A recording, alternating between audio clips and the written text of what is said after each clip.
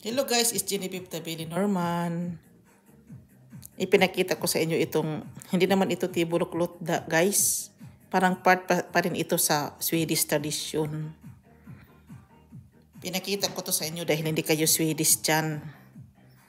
I am the interpreter of their Swedish.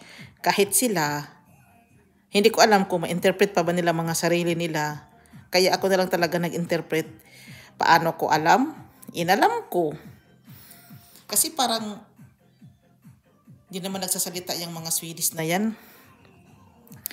Akala nyo kung gaano kahirap maging interpreter, maging ako. Hindi lang ninyo napapansin kasi hindi nyo naman ako naiintindihan at hindi naman kayo 24/7 andito sa akin. Pwede na lang kung ako na lang yung binabantayan nyo dyan kasi na-intrigues na kayo sa beauty ko. Okay lang naman. Basta yung sa akin, I'm so tired of being with them. Mga tao sila na hindi na sila napapagod. Ako na yung napapagod sa kanila. Baka wala na sa kanila yung kapaguran na term. Ako yung pinapagod nila. Ako yung hindi makatulog. Iwan ko sa kanila. They are trying to tell me na ako na lang yung hindi matulog. Sila na lang ayoko.